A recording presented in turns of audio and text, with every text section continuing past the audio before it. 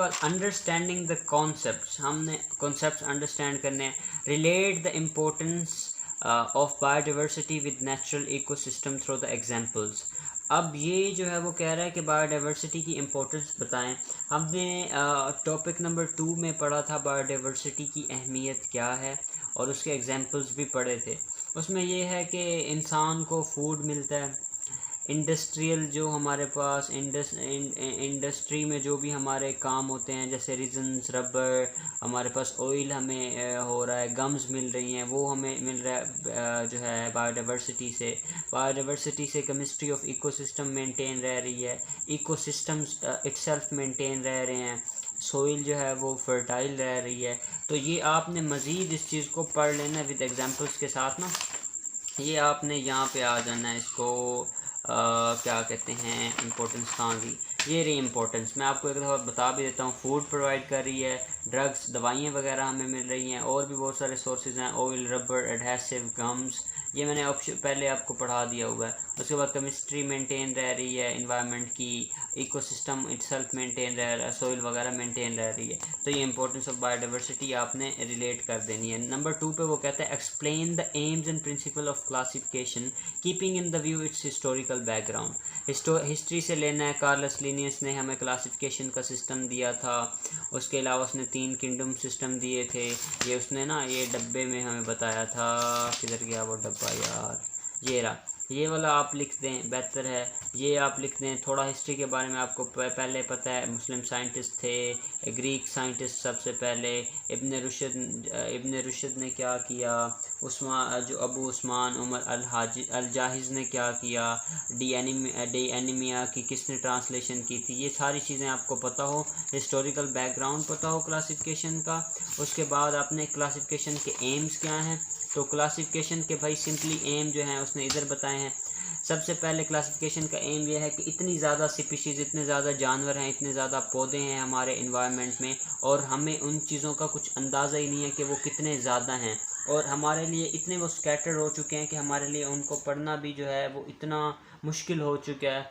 तो हम एक सिस्टम बना लेते हैं जिसमें हम उनको इजीली अंडरस्टैंड कर सकते हैं, उनको पढ़ सकते हैं, उनकी सिमिलरिटी की बेस पे उनके ग्रुप बना देते हैं। तो ग्रुप में चीज़ को पढ़ना आसान होता है, जो स्कैटर्ड चीज़ें होती हैं उनको पढ़ना मुश्किल होता है। और बेसिस क्या थी, ये तो मैं उसके एम बता रहा हूँ। एम में क्या है, उसके डिफरेंसेस, सिमिलरिटीज़, उसके एवोल्यूशनरी क्या हैं। उसके बाद उसने ये बताया कि हमें वही उसने चीज़ें बताई हैं कि ज़्यादा जो आपस में मिलते हैं जानदार, उनको हम आपस में क्लोजली, उनको आपस में एक ग्रुप में रख देते हैं। इसमें उन्होंने बताया हम किस बेस पे उनको आपस में एक दूसरे के साथ रखते हैं, एक्सटर्नल इंटरनल स्ट्रक्चर पे, उनकी डेवलपमेंट में, उनकी जेनेटिक्स कैसी है, डीएनए के बेसिस पे भी आजकल हम उसको देख सकते हैं कि कौन कितना सिमिलर है। तो एम्स में आपने ये बात उसको बता देनी है या लिख देनी है। उसके बाद हमारा हिस्टोरिकल बैकग्राउंड हो गया, एम्स प्रिंसिपल हो गया। उसके बाद वो कहता है explain the base of establishing 5 kingdoms of living organism. हमारे पास बेस क्या थी, यही बेस थी कि हमारे पास प्लांट्स थे, और on the base of their cellular organisation whether they are prokaryotes और यूकैरियोट्स, हमने उनकी ग्रुपिंग की और फिर फर्दर उसकी मॉडिफिकेशन की। हमें ज़रूरत इस वजह से पड़ी थी कि हम सिमिलर ऑर्गेनिज्म को अच्छे से स्टडी कर लें, और आपने 5 किंगडम सिस्टम के बारे में उधर लिख भी दें तो सबसे बेहतर हो जाएगा। जो हमारे पास किसने दिया था, आपको पता है, हमारे पास रॉबर्ट विटिकर, और उसके बाद मार्गलस और श्वार्ट्ज ने उसमें मॉडिफिकेशन कर दी थी। यार वो किधर चला गया, पीछे ही है, किधर है, ये रहा। ये 5 किंगडम जो है प्रोकैरियोटी और यूकैरियोटी रॉबर्ट विटिकर ने दिया था ऑर्गेनाइजेशन की बेस पे और उनकी फीड न्यूट्रिशन की बेस पे। फिर उनमें कौन कौन से हमारे पास ग्रुप्स हैं, मार्गलस और श्वार्ट्ज ने जेनेटिक बेसिस पे उनको और मज़ीद बेहतर मॉडिफाई कर दिया 1988 में। तो ये चीज़ आपने लिख देनी है, एक्सप्लेन कर देनी है। उसकी बेसिस क्या थी, प्रोकैरियोटिक और यूकैरियोटिक बेस पर, उस बुनियाद पर। Justify why viruses are excluded from the 5 kingdom. Status of virus में हमें पता है क्यों उन्हें एक्सक्लूड किया गया है, क्योंकि वो ए सेलुलर है। ए का मतलब नहीं होता उनमें सेलुलर, वो सेल पर मुश्तमिल नहीं होते। Cell is the basic unit of life, तो हम उन्हें ए सेलुलर कह देते हैं। उसके अलावा उसमें सिर्फ प्रोटीन होता है, प्रोटीन कोट होते हैं, डीएनए या आरएनए होता है, होस्ट में ज़िंदा रहते हैं। अब होस्ट का क्या मतलब, मैंने पहले भी आपको काफ़ी दफ़ा बताया है, जिस चीज़ के ऊपर आके कोई पैथोजन में हमारे पास जो छोटे जानदार हैं, माइक्रो ऑर्गेनिज्म है, माइक्रोबायोलॉजी आपने पढ़ा है, ब्रांच ऑफ बायोलॉजी जिसमें हमने माइक्रो ऑर्गेनिज्म के बारे में पढ़ना, यही बैक्टीरिया, फंजाई वगैरह, इन्होंने आके होस्ट के ऊपर, मतलब जिसके ऊपर हमला आवर होना है उसको होस्ट कहेंगे, उसके ऊपर हमला करना है, उसको डिजीज़ इन रिटर्न पहुंचानी है, कुछ नहीं भी पहुंचाते। जैसे जूं की मिसाल है, ये हमारे पास एक पैरासाइट है, ये अपने होस्ट यानी इंसानों के जो बालों का खून चूस रही है। इस तरह प्लाज्मोडियम हमने पढ़ा था, वो एक पैरासाइट है, तो वो अपने होस्ट यानी ह्यूमन में आके मलेरिया काज करता है। इसी तरह डेंगी होता है, इसी तरह और डिजीज़ हैं आप पढ़ेंगे। ये इकोलाई हमने लास्ट इधर पढ़ा है इसके बारे में, ये हमारे पास इंसानों में काफ़ी मसले पैदा कर रहा होता है, यूरिनरी ट्रैक्ट इन्फेक्शन कर रहा होता है, तो ये भी ह्यूमन में इफ़ेक्ट कर रहा होता है। तो इस तरह जो है ना ये ज़िंदा होते हैं सिर्फ होस्ट में। अब मैंने होस्ट के बारे में काफ़ी आपको बता दिया, तो ये आपने स्टेटस ऑफ वायरस एक दफ़ा देख लेना है। मैं आपको जो है शॉर्टली बता देता हूँ। एक तो क्रिस्टलाइन नेचर होती है, नॉन लिविंग होते हैं, आरएनए डीएनए होता है, प्रोटीन कोट में प्रोटीन कोट उनके ऊपर होता है, डिजीज़ फैलाते हैं इंसानों में और इन्हें किसी किंगडम में नहीं रखा गया। सही हो गया। उसके बाद वो कहता है justify why viruses are not included in classification. ये हमारा हो गया पांचवा सवाल या फिफ्थ हमारे पास क्वेश्चन आता है, describe the aim and principle of binomial nomenclature. यार इसमें एम्स क्या हैं यार, डिफरेंट इलाकों में चीज़ों के डिफरेंट नाम थे, जैसे इलियम सीपा जो हमारे पास ओनियन है, इसको इंग्लिश में ओनियन कहते हैं, बासल कहते हैं, वसल जो भी है कहते हैं, गंडा कहते हैं। तो हमने एक यूनिवर्सल सिस्टम लेके आए कि जो भी स्पीशी होगी उसका एक ही नाम हो और पूरी दुनिया में उसका नाम जो है वो सूटेबल हो और वो एक ही नाम लिया जाए और सबको पता चल जाए, चाहे वो कोई भी कंट्री हो। तो इंटरनेशनल एक नेमिंग सिस्टम हमने दे दिया। बायमिनी 2 होता है, नोमियल 2 नामों पे मुश्तमिल एक सिस्टम था, नोमेनक्लेचर नाम रखने वाला एक सिस्टम था। तो इसमें 2 नाम होते हैं, जीनस और स्पीशी का। जीनस का नाम हमेशा बड़ा होता है, वो भी आपको पता चलेगा। Explain the impact of human being on biodiversity. इंसानों की बढ़ती आबादी पहले कम थी, अब ज़्यादा हो रही है। वो अपनी क्या कहते हैं अपने स्कूल बनाने के लिए, सड़कें बनाने के लिए, हॉस्पिटल्स बनाने के लिए और अपना जो है डेवलपमेंट करने के लिए उन्होंने जंगलात का ख़ात्मा करना स्टार्ट कर दिया है। तो इस वजह से हमारे पास माशरे में बहुत ज़्यादा बायोडाइवर्सिटी पे इफ़ेक्ट हुआ है, बायोडाइवर्सिटी कम होना स्टार्ट हो गई है।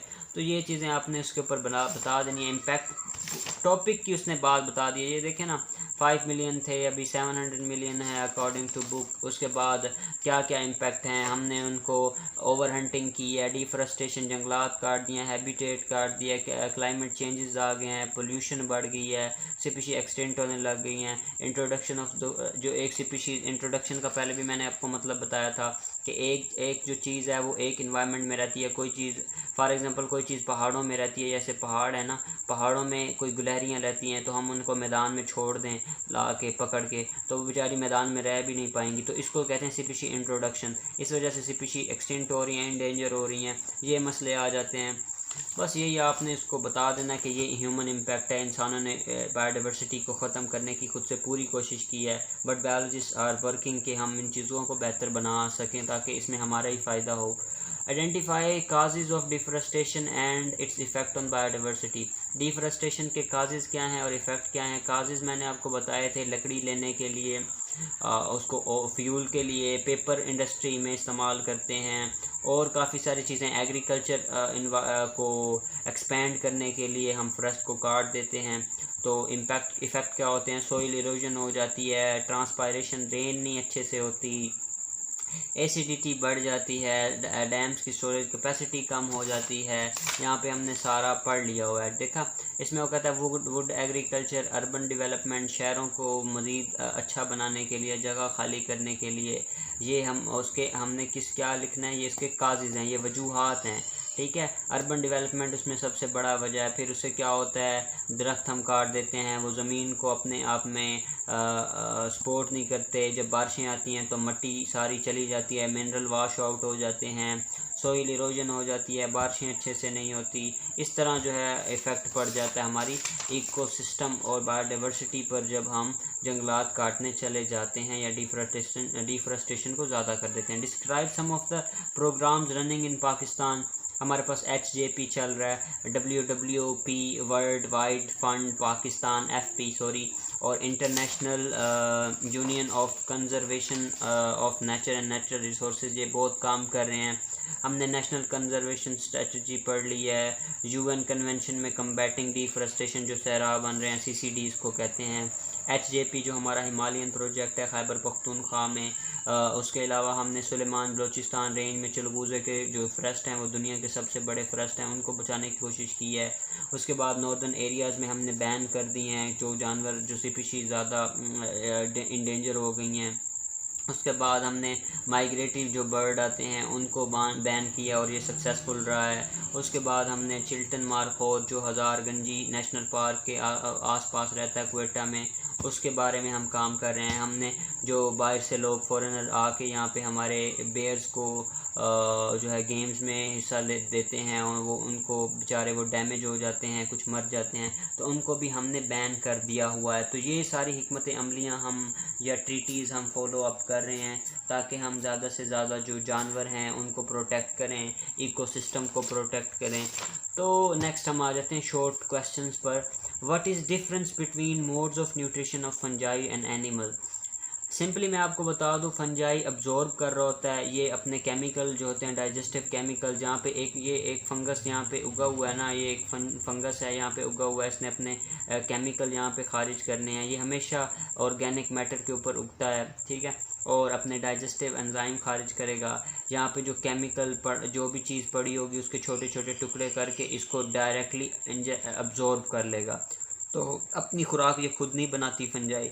एनिमल जो हैं ये चीर पाड़ के खाएंगे या ये जो है कुछ हमारे पास घास वगैरह खाएंगे, कुछ गोश्त खाएंगे, सारे के सारे अपनी खुराक एनिमल नहीं बना सकते। तो ये इंजेस्ट करते हैं, ये अब्जॉर्ब करते हैं, ये इंजेस्ट करते हैं, इंजेस्ट के बाद फिर डाइजेस्ट कर देते हैं और डाइजेस्ट करने के बाद ये फिर उसको अब्जॉर्ब करते हैं। ये उनका मोड ऑफ न्यूट्रिशन होगा। उसके बाद वो कहते हैं it is difficult to use criteria of interbreeding to define the species unicellular organism. यार ये उसने कहा था इंटरब्रीडिंग क्यों यूनिसेलुलर में डिफ़िकल्ट है, क्योंकि यार वो एसेक्सुअल रिप्रोडक्शन कर रहे होते हैं, इसीलिए ये डिफ़िकल्ट होता है। उसने एक डब्बा दिया था, वो डब्बा आपने कर लेना है। ये डब्बे सारे इंपॉर्टेंट होते हैं, MCQs लगते हैं, SCQs आपके शॉर्ट क्वेश्चंस लगते हैं आपके। ये उसने बताया था criteria of interbreeding can not be use for species recognition in organism who reproduce asexually. Binary fission, एक सेल होता है वो उसके दो टोटे हो जाते हैं, मतलब दो में डिवाइड हो जाता है और दो नए सेल बन जाते हैं एक सेल से ना, ठीक है। ये एक सेल था हमारे पास, ये दो सेल बन जाएंगे। एसेक्सुअल रिप्रोडक्शन हो रहा है ना, तो इंटरब्रीडिंग हम इसमें नहीं इस्तेमाल कर सकते, वो वाला क्राइटेरिया इसके ऊपर अप्लाई नहीं कर पाते। उसके बाद question number 3, taxonomy and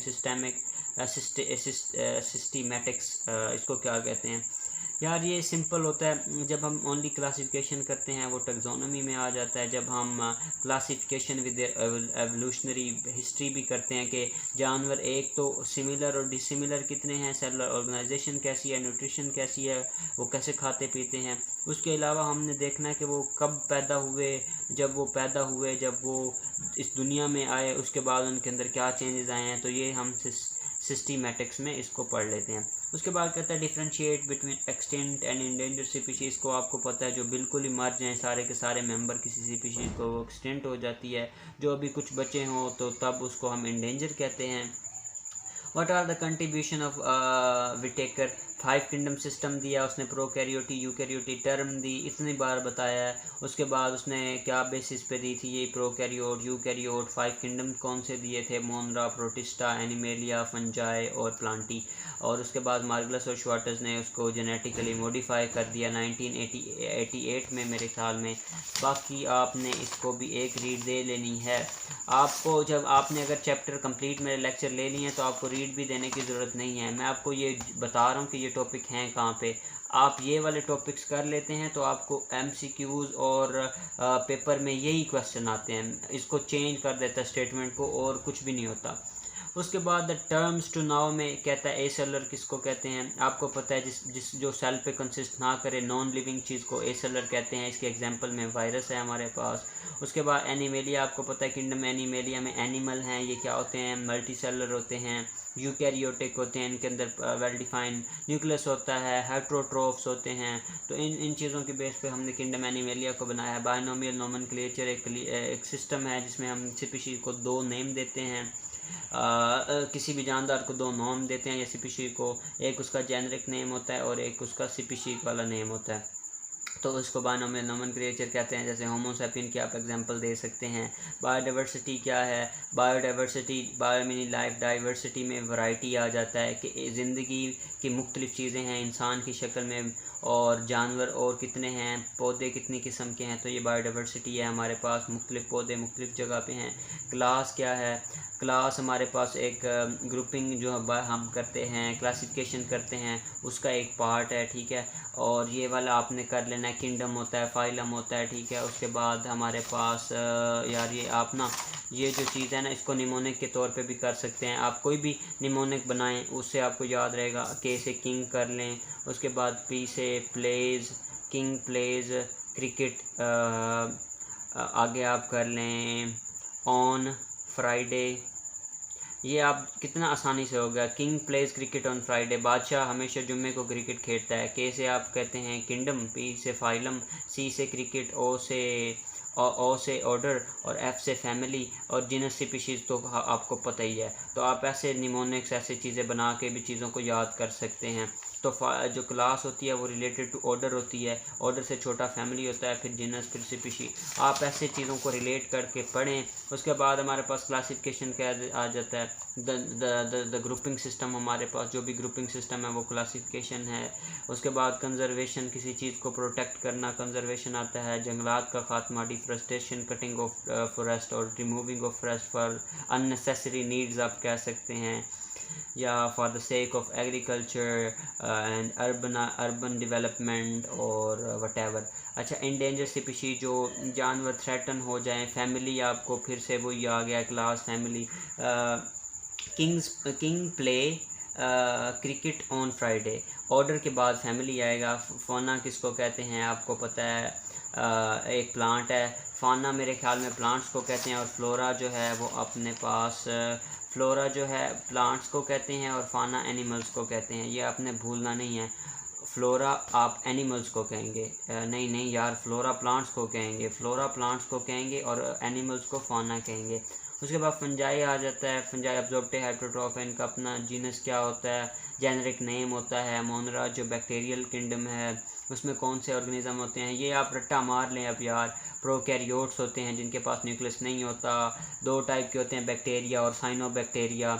order फिर से आ गया। फाइलम आपको पता चल गया कि किंगडम से छोटा होता है। प्लांटी आपको पता है सारे के सारे फोटोसिंथेटिक होंगे, फोटोसिंथेसिस कर रहे होंगे, ऑटोट्रॉफ्स होंगे, मल्टी सेलर होंगे, इनका न्यूक्लियस प्रोमिनेंट होगा। प्रायोन प्रोटीन, जो वायरसेस जो है ना ओनली प्रोटीन क्या पर कंसिस्ट करते हैं। प्रोटिस्टा आपको पता है, किंगडम प्रोटिस्टा में हमारे पास यूकैरियोट होंगे, सिंपल मल्टी ऑर्गेनिज्म होंगे। सॉइल इरोजन आपको पता है ज़मीनी कटाव को कहते हैं।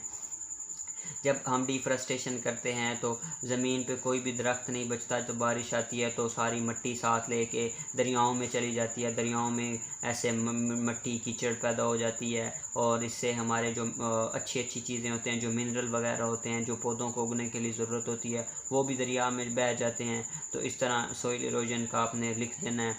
स्पीशीज़ के बारे में आपको पता है, ये यूनिट है क्लासिफिकेशन का, और आपस में इंटरब्रीड कर सकते हैं, अपने जैसे रिप्रोडक्शन कर सकते हैं, अपने जैसे इंडिविजुअल पैदा कर सकते हैं, जो मज़ीद रिप्रोडक्शन करके अपनी स्पीशीज़ अपनी जनरेशन को जो है वो कंटिन्यू रखते हैं। सिस्टेमिक्स आ गया, आपको पता है systemic classification as well as their evolutionary history होता है। टैक्सोन क्या होता है, बेसिकली जो हमारे पास कैटेगराइज हम करते हैं किसी भी चीज़ को की ग्रुपिंग करते हैं, तो उसको अगर सिंगल बात करें तो टैक्सोन होगा, अगर ज़्यादा चीज़ें होंगी तो टैक्सा हो जाएगा।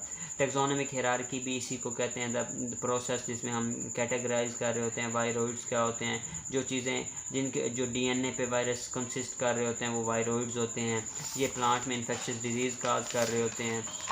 बस इतना ही है। उसके बाद इसको आप देख लें एक दफ़ा बायनोमियल मैं आपको बता देता हूँ शॉर्ट में, 2 मिनट में ख़त्म करते हैं इसको जल्दी से। मैच द बायनोमियल कॉमन, इसमें वो यार सिंपली कह रहा है कि कुछ ऑर्गेनिज़म के हम जो आम ऑर्गेनिज़म है उनके साइंटिफिक नेम देख लें, उसके बाद सोसाइटी में बायोडाइवर्सिटी के क्या फ़ायदे हैं, वही इंपॉर्टेंस वाली बात कि हम क्या क्या चीज़ें ले रहे हैं, रीज़न बताएं हमने कि ये जो ऑर्गेनिज़म है ये क्यों इंडेंजर हो रहे हैं। ये आपको पहले आपने पढ़ लिया, मार्को पोलो शीप जो है, इंडस डॉल्फिन हमारी पोल्यूशन की वजह से, और ये कैसे बारह बस्टर जो विंटर में इधर आ रहा होता है पाकिस्तान में स्वेट टेरिटरी से, और हम इसको अनइथिकल और इलीगल हम इसको ओवर हंटिंग इन चीज़ों की कर रहे हैं। For now we are just imposing bans that कि इनको ना और ज़्यादा थ्रेटन इन चीज़ों को किया जाए, तो हम मज़ीद उसको बेहतर कर रहे हैं। उसके बाद एक्टिविटीज़ आपने क्या करनी है, observe the distinguishing taxonomic characteristic of fresh preserve specimen. जो हम कोई भी चीज़ लेते हैं आपने एनिमल और प्लांट में देखना है कि ये क्या है, कौन से ऑटोट्रॉफ हैं, कौन से हाइड्रोट्रॉफ्स हैं, कौन अपनी खुराक खुद बना रहा है, कौन फोटोसिंथेसिस, सारी चीज़ें देख लेनी है इस तरह, फोटोसिंथेसिस और कैरेक्टरिस्टिक्स कौन से उनका मोड ऑफ न्यूट्रिशन वगैरह। और उसके बाद साइंस एंड टेक्नोलॉजी आप कर लें तो इम्पोर्ट आपके लिए ठीक है, नहीं तो आपको इस चीज़ों की समझ आ जाएगी। वही वो पूछ रहा है इम्पैक्ट ऑफ ह्यूमन बीइंग, जो पहले ही हमने पढ़ लिया कि इंसान ने कैसे बायोडाइवर्सिटी को ख़त्म किया, डिस्ट्रक्शन की है, क्या इम्पैक्ट है, डिफॉरेस्टेशन वगैरह, habitat destruction, urban development, agriculture, इस तरह की चीज़ें। और जैसे जैसे एडवांसमेंट हुई है हमने क्या क्या किया है, जेनेटिक्स की तरफ आ गए हैं, मार्गलस और श्वार्टर्स वाली बातें। और उसके अलावा विज़िट आप जब करें कहीं भी ज़ू को तो आप देखें कि कौन से एनिमल ज़्यादा आपस में सिमिलर हैं गार्डन्स में, या आप कहीं जड़ी बूटियों का मुआयना करें तो आपको पता चल जाएगा किसके पत्ते आपस में मिलते जुलते हैं, या ये चीज़ें। इन चीज़ों को अपना नॉलेज अप्लाई करें अपनी लाइफ में, चीज़ों को रिलेट करें, मैं बार बार कहता रहता हूँ, तो आपको बड़ा अच्छा लगेगा, आपको फ़ील होगा कि कुछ आपने पढ़ा है। उसके बाद बायनोमियल नोमेनक्लेचर की इम्पोर्टेंस है। इम्पोर्टेंस में क्या है कि आपको पता होना चाहिए कि किसी भी चीज़ का जो हम नोमेनक्लेचर करते हैं तो उसकी क्या इंपॉर्टेंस है। आप किसी भी कंट्री में जाएं तो किसी भी एनिमल का आप साइंटिफिक नेम लेंगे तो उनको इजीली पता चल जाएगा साइंटिफिक नेम का, रेदर देन आप सर्च करें उसको कि इंग्लिश का नाम, अब इंग्लिश में उसको क्या कहते हैं, जैसे वासल वगैरह। तो ये चीज़ें वही रिपीट हो रही हैं बार बार 100 दफ़ा, तो होपफुली आपको समझ आ गई हो, और आई प्रे दैट आपको समझ आ गई हो। अगर आपको समझ नहीं आई तो आप कमेंट में किसी भी किस्म का मेरे से सवाल पूछ सकते हैं related to biology, and I will definitely answer. Thank you so much.